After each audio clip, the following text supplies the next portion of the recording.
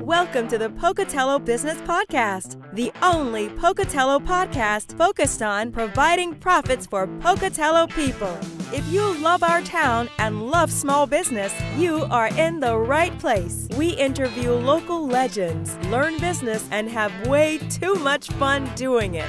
You're listening to the Pocatello Business Podcast with your friend, host, all-around great guy, and owner of New Clean Commercial Cleaning, Spencer Ward.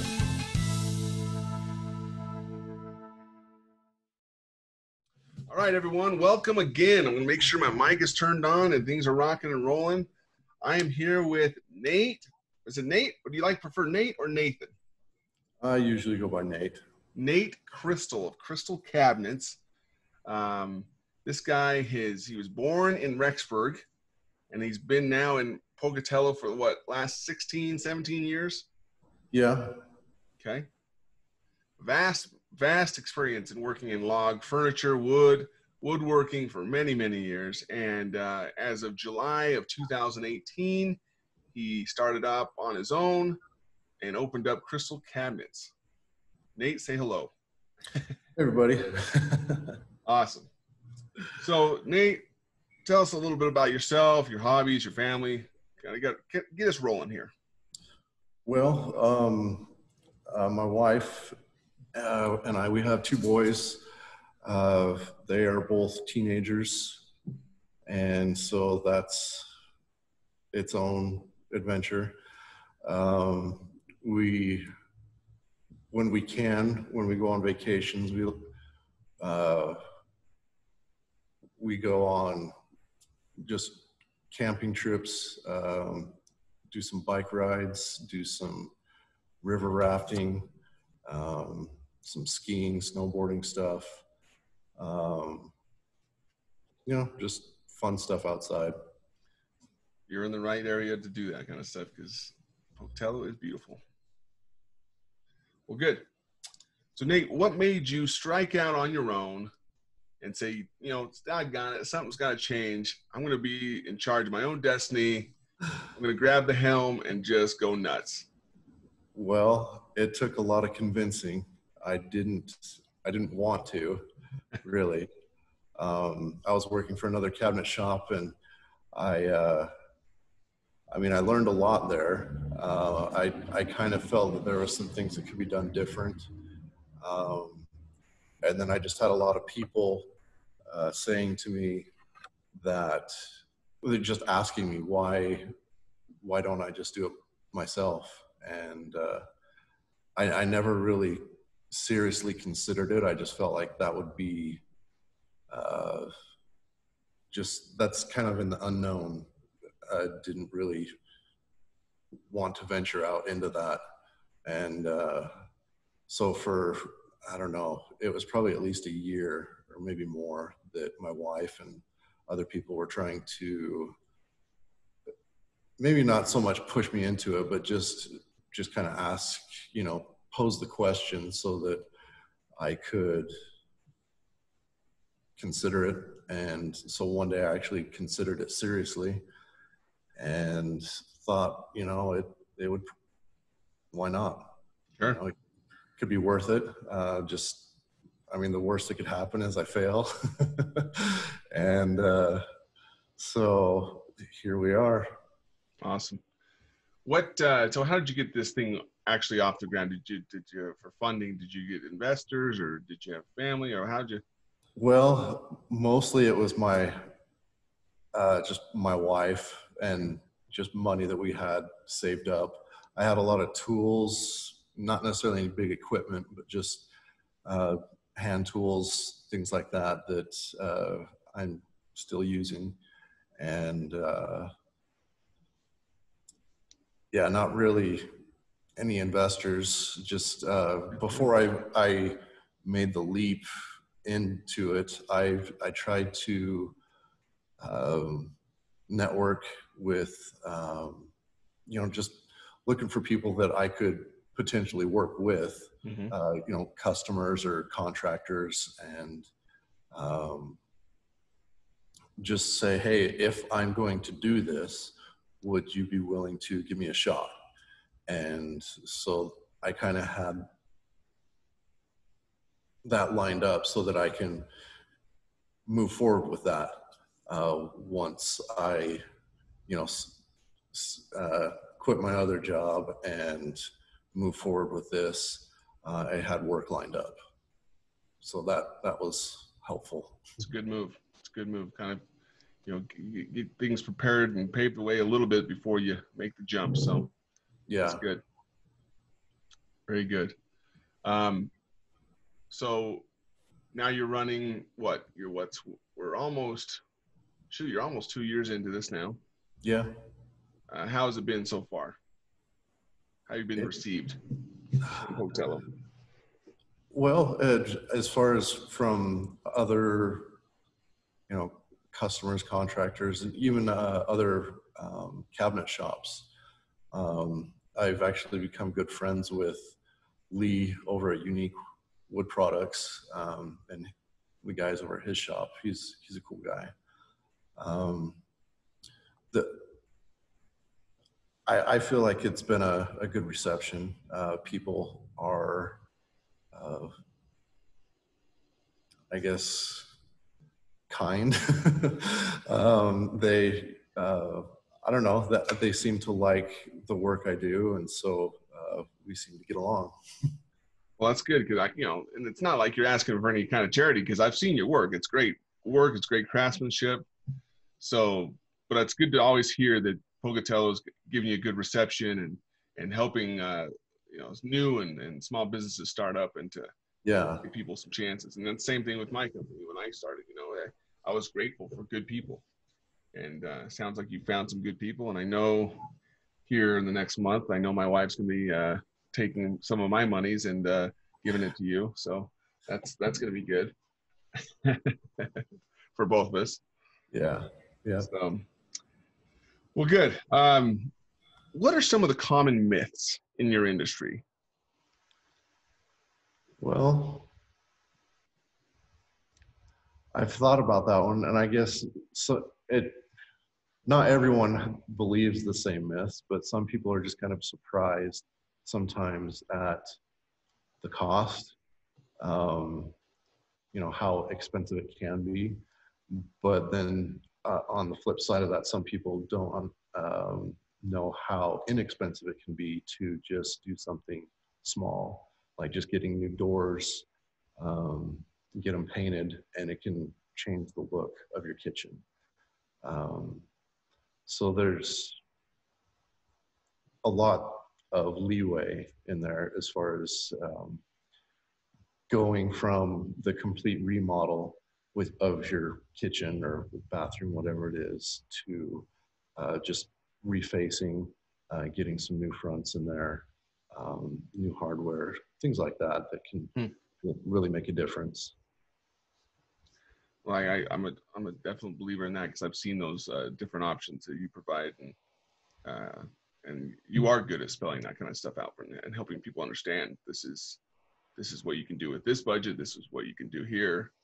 So problem solving is huge, and that's something I think you've been especially good at. So, thanks. What advice would you give someone in our community looking to start their business? Some of the pitfalls you tell them to watch out for, and things to really hammer down on. Well, I would first tell them to contact the Small Business Development Center, because that helped me out a lot. Is that Ann Swanson, I believe? Or is that? I met with Claudia Allen. Okay, Claudia, okay. Yep. And I guess I also pay an accountant to make sure that we get everything paid that needs to be paid and when it needs to be paid. I don't know. I hear stories from other people just saying how they didn't pay, workers' comp or some. There's so many different things you have to pay, and sometimes they can be forgiving, but you don't want to count on that. Mm-mm. So just you want to make sure that you stay up to date with all of your payments and things like that. That can be a big headache. Sure. So you're saying that you want to focus on more of the creative and problem solving part of your business, and why not give some of your monies to someone who specializes in something like that, bookkeeping and accounting. Right. I love it. We've talked about that in the past in other episodes about building support groups. Yep. There's nothing wrong with that, and I fully encourage that. So you can free up your mind for the creativity that flows to continue to make your company the success it is, and get those people that are fully invested in what you're hiring them to do. So good, smart move there, bro. Yeah. Okay. All right. So going on the same route here, what would you say the biggest mistakes you see people make in business? I guess it's hard to say because I don't,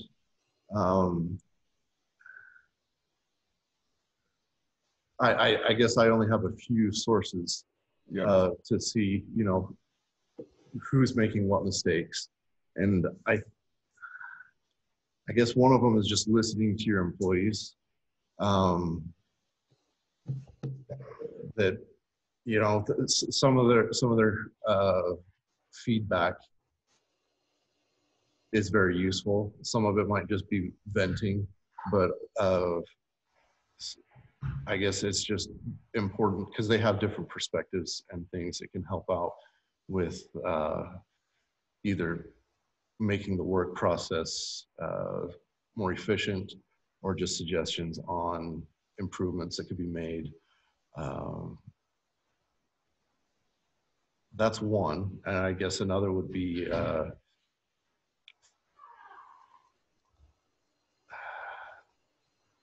for me, just making sure that it's just like any financial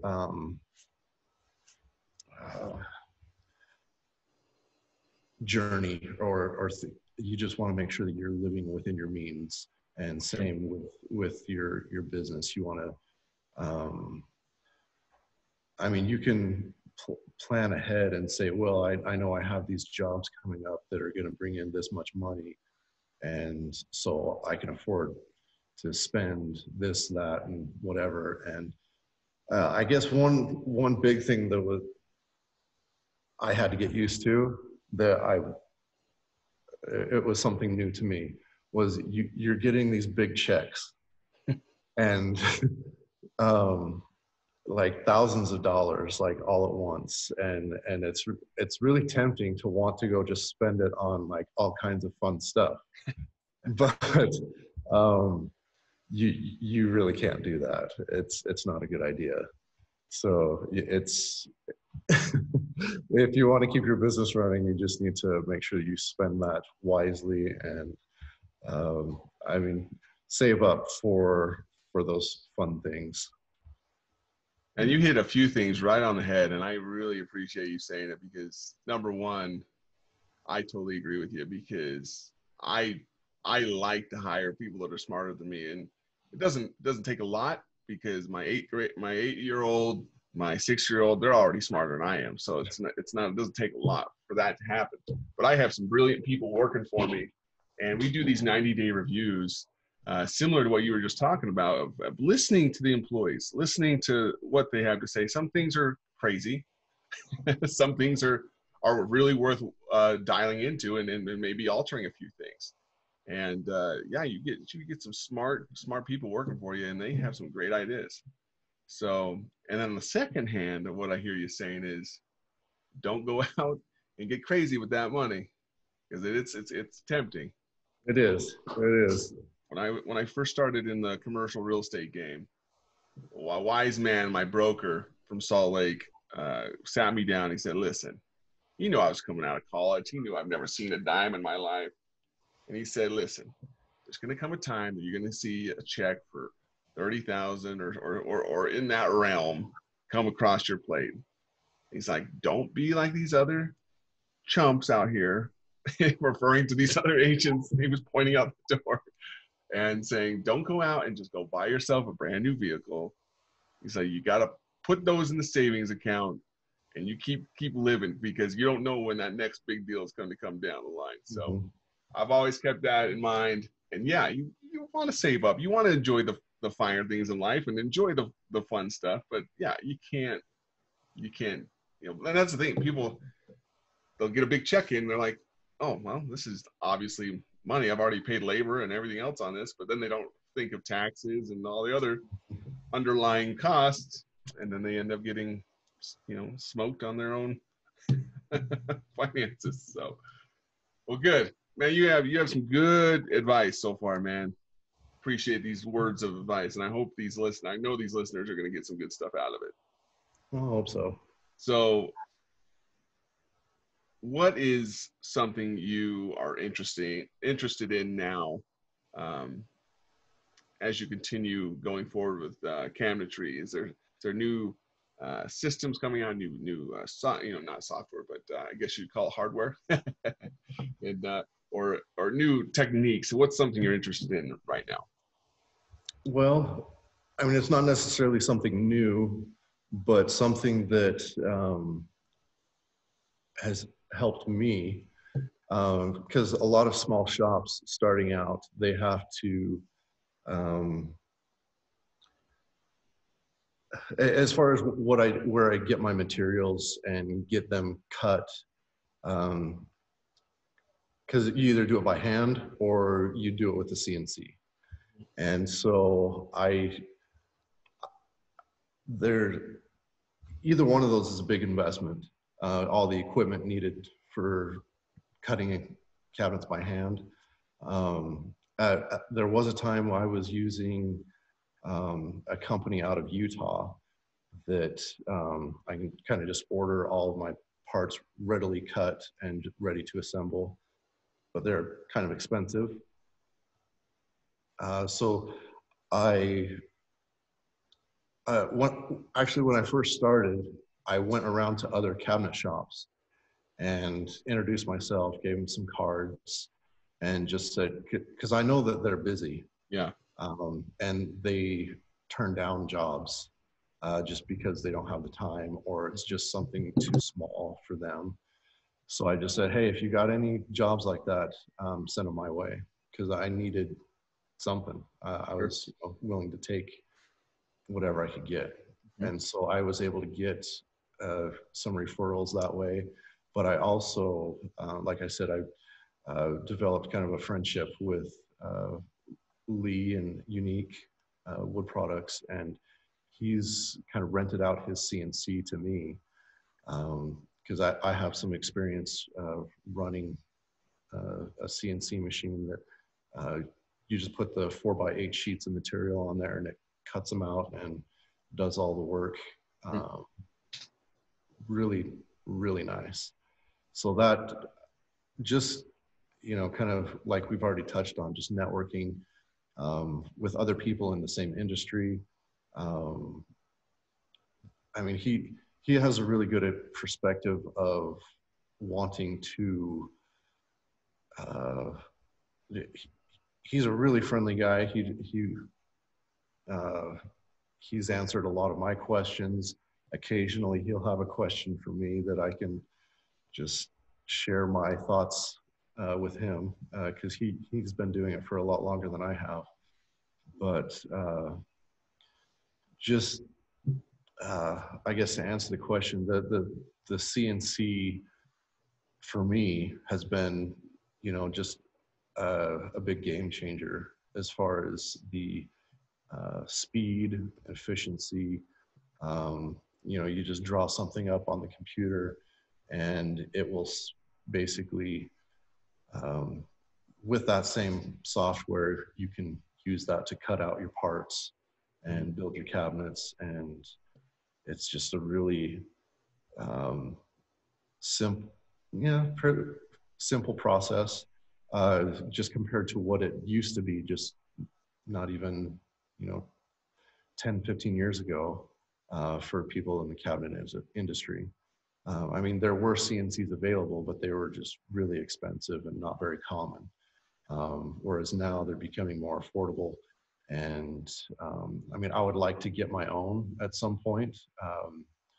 That's going to be down the line, but hopefully that will happen, and just keep moving forward. Good for you, man. And it will happen too. You just got to keep those positive vibes going out. Keep winning. That's what you do. Okay, man. Well, I appreciate you being on the show today. As we close, we have to ask the common question we like to close with. What is your favorite local restaurant to visit and to stuff your face with? I mean, there's several, but the one, I guess, at the top of the list, Thai Zap.